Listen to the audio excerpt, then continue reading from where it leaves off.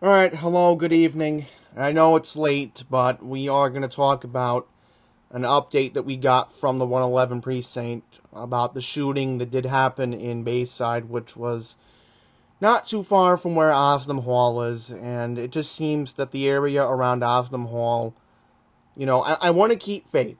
I want to keep faith that things are looking a little bit up. I did try the new sandwich place that opened on Northern and Francis, and I recommend getting the Philly cheesesteak. It was good, but anyhow, we do have an update, and we're going to get into it because Channel 1's not going to talk about this stuff. And obviously, since Pine Power LI talked about what happened in Long Island tonight, I have a little bit of an obligation to cover some of the forgotten stories that, honestly, Channel 1 doesn't really want to talk about as much. So, here we go. Members of the Bayside community claim that squatters at a residence on 38th Avenue are to blame for at least 19 gunshots fired through the neighborhood around 3 a.m. on Saturday, March 19th, that left one person injured.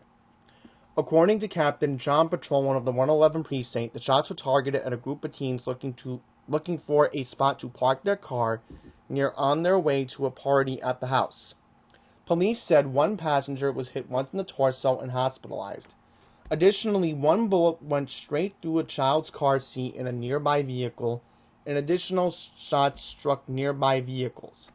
The shots were fired by between 4 and 6 individuals who were attending the party, though police said the motive is currently unknown.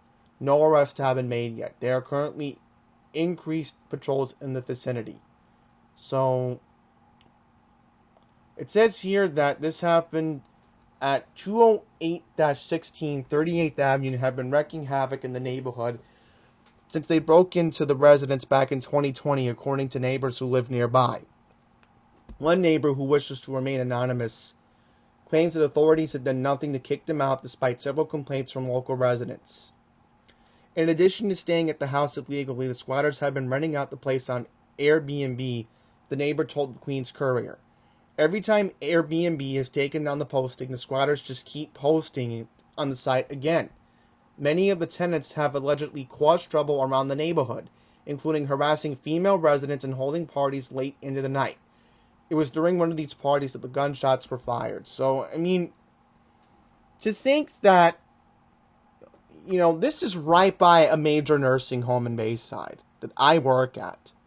And to think that this is happening right near it. This is all going on in the outside community. I mean, you do not make this stuff up. Neighbors told the Queen's Courier that the New York City Office of Special Enforcement looked into the matter 2 weeks ago, but nothing has changed. So, it says here, when they reached out to Office of Special Enforcement, the neighbors complained illegal squatters were taking over the house and renting out apartments within the house to transient, short-term renters, fire, life, and safety violations due to numerous renters in the house without a fire sprinkler system. Squatters switching license plate on their cars and leaving a lot of trash outside. That sounds just like Pine Power LI's apartment situation in Mineola, huh? What he's been telling me privately. Oh boy. So it seems the same quality of life issues in Mineola are transpiring into Bayside, Queens now. So this is just disturbing that I have to talk about this because, again, Channel 1's not going to cover this, and obviously the other stations, 2, 4, 5, 7, and 11, are ignoring us. And we only have 2 newspaper articles about this. Many in the neighborhood have become less trustworthy of New York City's leadership and authorities since the squatters have been able to get away with staying at the building while also renting it out since 2020. So, it says here that Edward Braunstein, District 26 Assemblyman, the other civil servants are useless. So, I just wonder if Councilwoman Vicky Palladino's office has been made aware of this situation since this is in District 19. Oh, and then let's bring up John Liu. Let's bring him up. My state senator. has issued a statement calling on the Department of Buildings to kick out the squatters. In a statement to the Queen's Courier, Senator Liu said, "This location has been the source of much concern in our community. And with this shooting incident, we are calling on the New York City Department of Buildings to immediately issue a vacate order to ensure no more lives in jeopardy due to inaction. We've spoken to neighbors as well as the New York City Department of Buildings, Community Board 11, and the 111 precinct about the shooting, as well as the history of squatters and illegal Airbnb renters at this location. And our community is taking the situation very seriously. As the investigation continues, we encourage anyone with information to contact authorities." Neighbors say they are running out of patience as they wait for the proper authorities to do something about the squatters. Now that some of the people staying there have been allegedly committing acts of violence, there is greater sense of urgency among the community to get them out there before any more damage can be done. While an exact date has yet to be decided upon, the neighborhood is planning to organize a protest outside the home. And you know what? I may consider joining this protest. Alright? I work at Osnum Hall. Alright? We deserve to have our voices heard. This is right by the nursing home. This is not acceptable, okay? It's bad enough that we had that restaurant months ago causing havoc on Northern Boulevard. Now this? I mean, come on. You know, I'm from Bayside. I'm insulted that this is happening in my old area. I used to live right by Rocky Hill Road. I mean, if something was happening right by Rocky Hill Road, then it would really get too personal for me. According to OSC, the squatters were previously removed from another location in the city prior to breaking into the house in Bayside. The exact amount of people staying at the house fluctuates, but according to residents in the neighborhood, the main squatters consist of a man and his two sons, a woman and her baby, and at least one other man and woman. So it says here, the house's previous resident vacated the property after Bank of America foreclosed on it. The home has yet to be secured, so it can go up for auction. So, I'm hoping that, the squatters are evicted, because the bank should get involved and this house should be up for auction. I'm in complete agreement about that. There needs to be, responsible people who can take care of a home. It's not fair.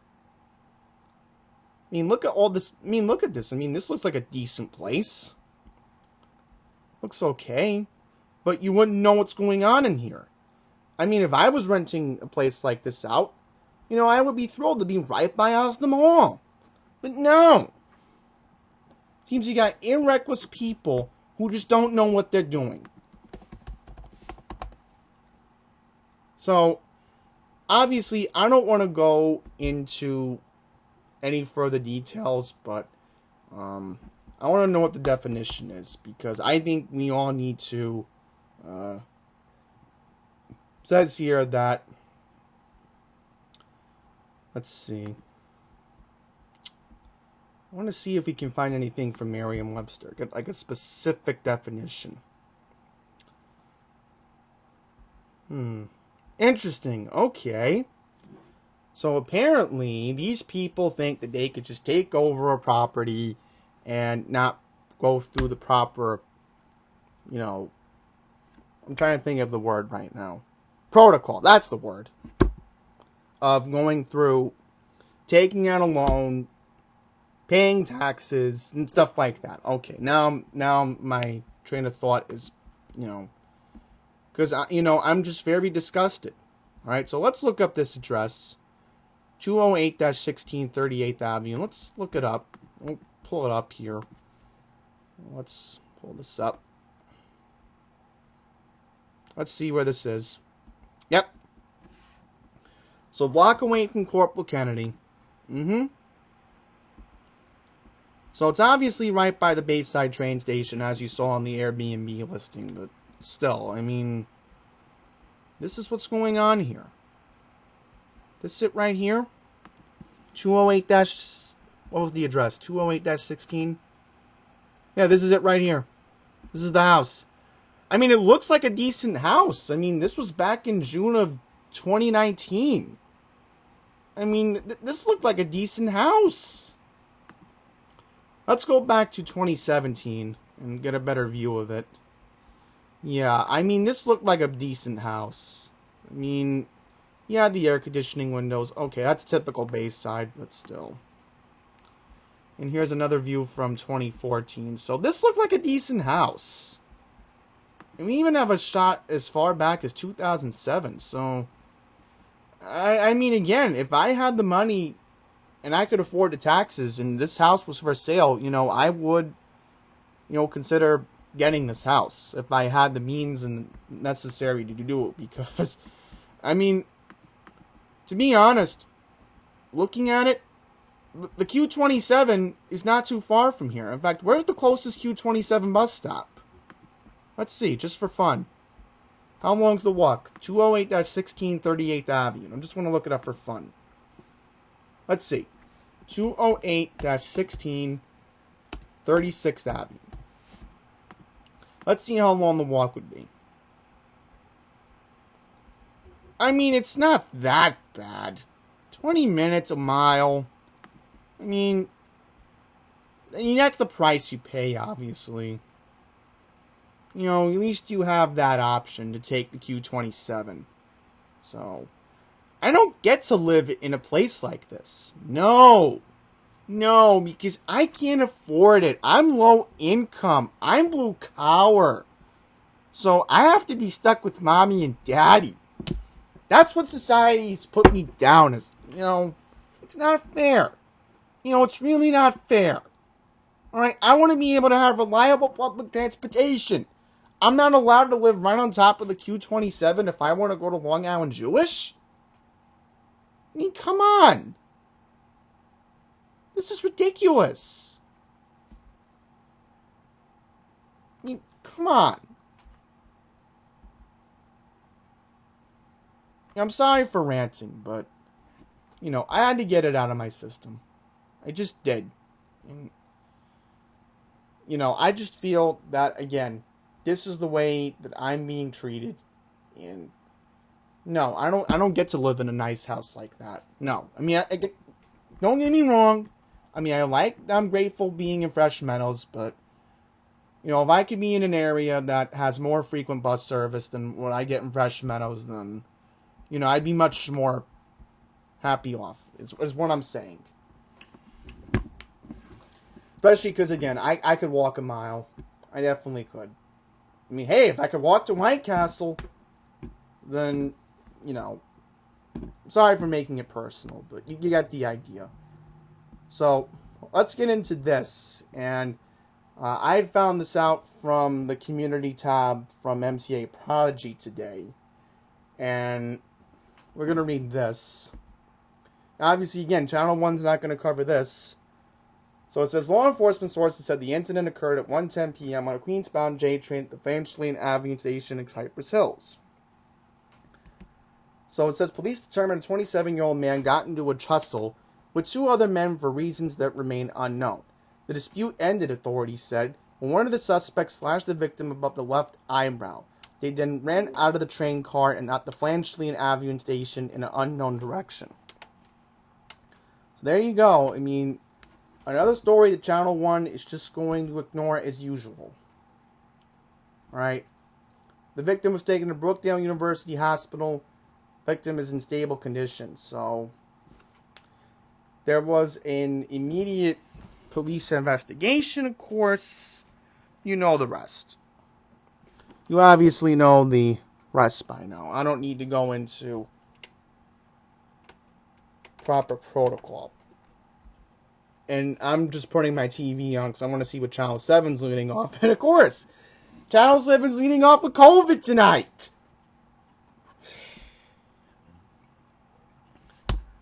So it says here that law enforcement are looking for two men who wore red and blue jackets. Alright, so let's take a look at where this subway station is. We'll pull it up on Google Maps. I think I know where this is. I mean, Charlton does. That's a given, because he basically knows every subway station in the city. Alright, let's see. I'll pull it up. I know where this is. So, Fanschlein Avenue. This is where it happened. This is the Jay-Z. No, this is not the Jay-Z. Where's the Jay-Z? Jay-Z's up here. Here it is. This is where it happened. And I've been through this subway station once. I have. Once. And this is not a good area that you want to be in.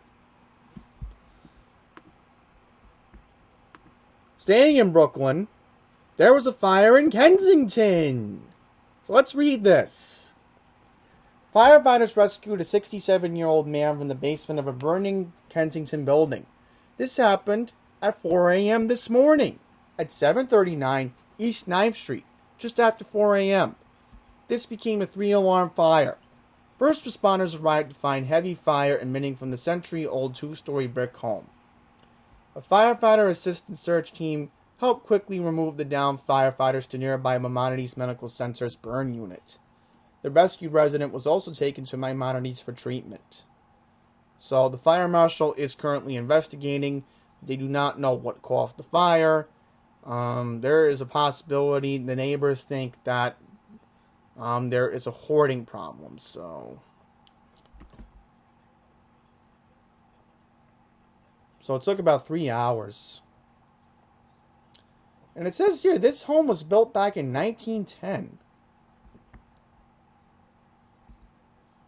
So,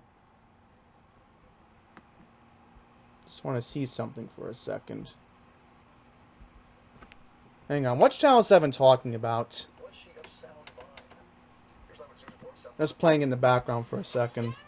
It was demolition derby in Jersey City. Smashed taillights, bent car hoods, bashed front grills. So that was New Jersey. I mean, we don't really want to talk about New Jersey, but...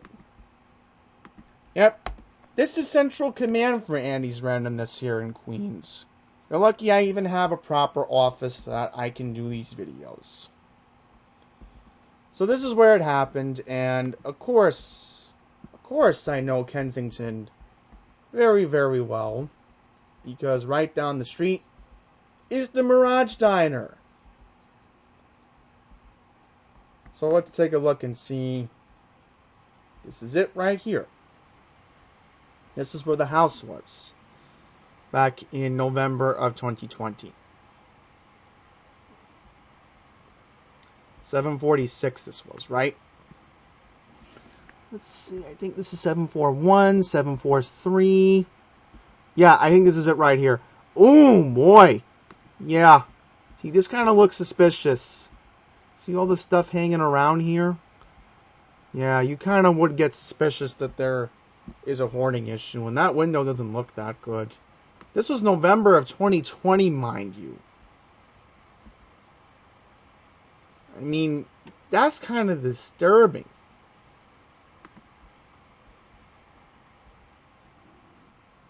So, Channel 2 did bring this up earlier.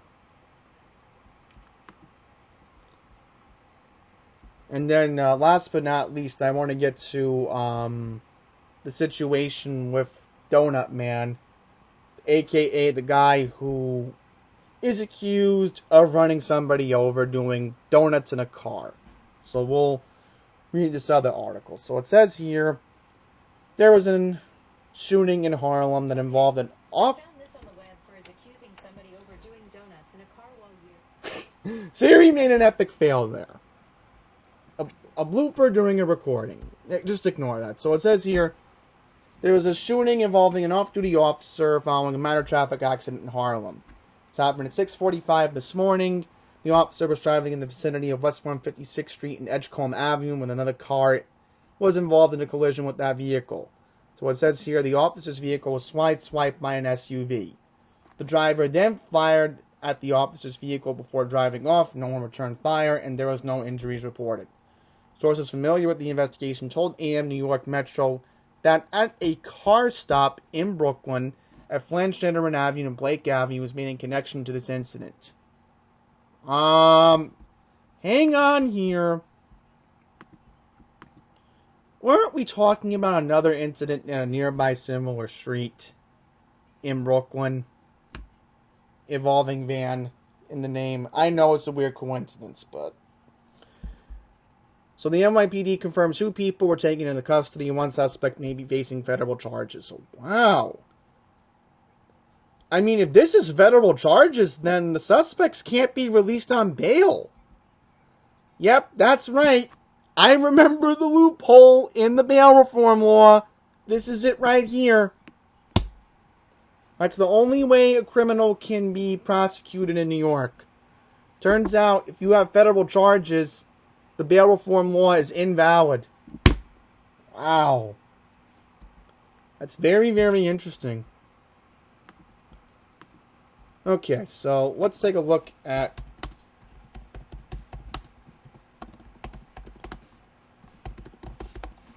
Let's see.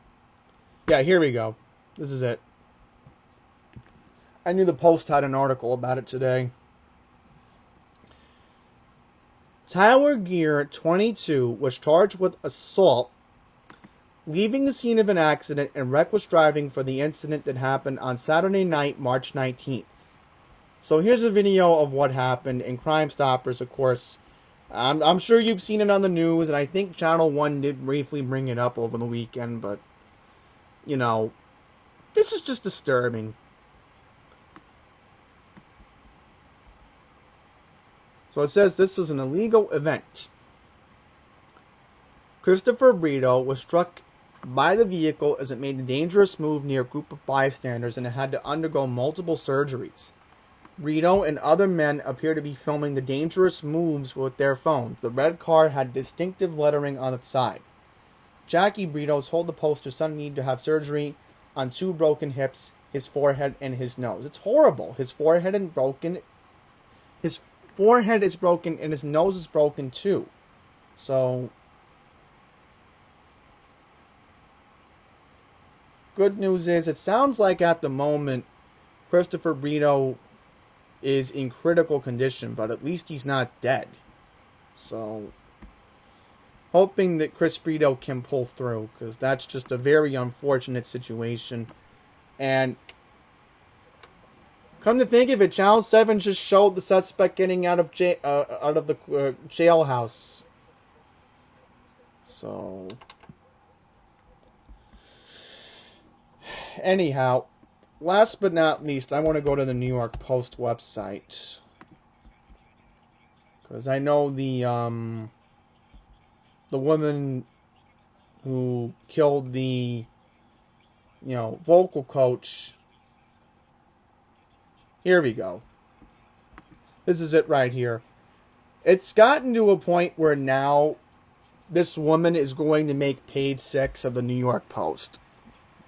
This woman's going to be embarrassed, I feel, for the rest of her life. So this is the suspect leaving One Police Plaza. So the vocal coach killer is going to be in jail for a long time. But this is where it gets good. Alright, I'm trying to find the part where it says that she is accused of manslaughter. Alright, so I did find it. Peninza was sent to Rikers Island yesterday after a judge set her bail at $500,000 cash, $1 million bond on manslaughter, and assault charges in the death of beloved former Broadway vocal coach Barbara Maber Gustern. So, I really hope that again, and I'm sorry if you just saw vulgar language right there, but, apparently from what I've heard, this woman wanted revenge. And it's very unfortunate. So it says that, her family gave her a very flamboyant lifestyle.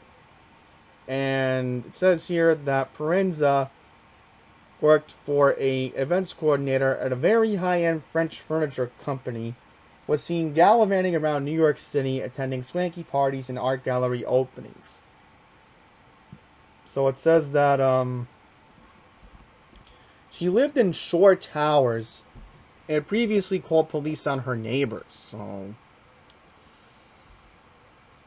I mean, this is the problem. I mean, this woman needed serious mental health. And the signs were ignored.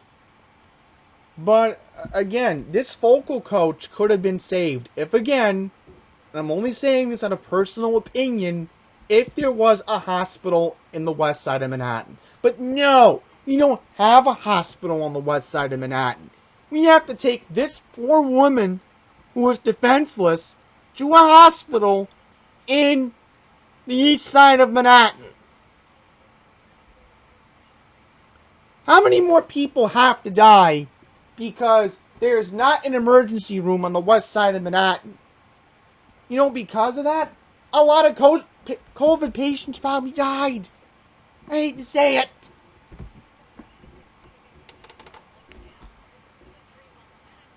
I'm sorry if I have the TV on in the background. It's just that, you know, I heard on 1010 Wins this morning. I was literally listening to 1010 Wins this morning on the way to work. And, you know, this woman tried taking everything off online. But, you know, the police are just going to trace it. So this is apparently her fiance. Right here. I mean, I don't want to have to talk about gossip. But it seems this is what it's become. And this is her in a swimsuit. I mean, come on. This woman needed help. Alright? So I want to look up short towers, and then we're going to take a look at what our friends at Channel 1 are up to tonight. So, let's see. Astoria. Here we go. This is where it is. I believe I know where this building is. Yep! I know exactly where this is.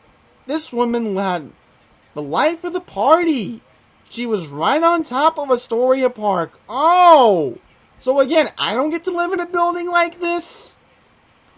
I don't get to have access to the Q16? No! I don't get any of that. I don't get any of that. This woman gets to live it up. You know, I mean, come on.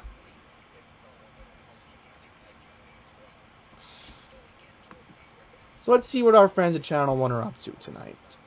Let's see. Anything about the crime? Nope. Same old Channel 1. Same old Channel 1. And they're too obsessed with Michelle Go. I mean,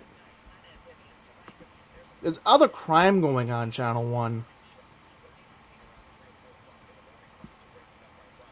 Oh, okay. Was this the same building in Brooklyn? Wow, so the building did collapse. So look at that. Channel 1 was actually on top of the fire in Kensington. So, I guess I owe them some credit. Oh, they stole this picture from Instagram. Ah, Channel 1, you can't even have your own unique pictures.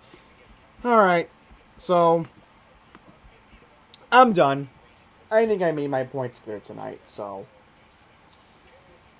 obviously I wanted to do my research before I found out something was going on in Queens, and I did. In fact, hang on, there's one more thing we do gotta get into. Laura Wool Facebook. In fact, there was a serious accident in Floral Park tonight. Now, let's get into that. Let's see if we can find it.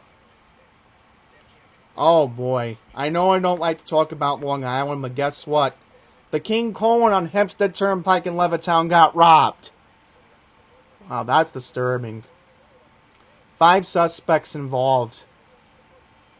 And of course, they're accused of shoplifting. So, it says here that a witness claimed a Toyota RAV4 was the getaway vehicle.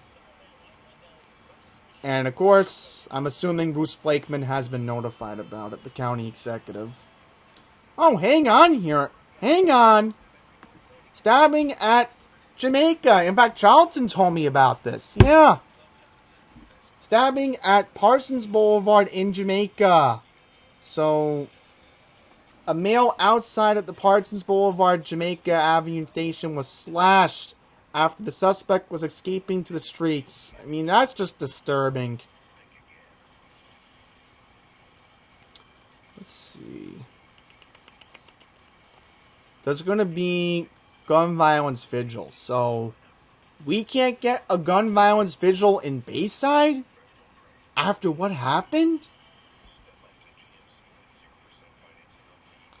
Yeah, okay, here we go.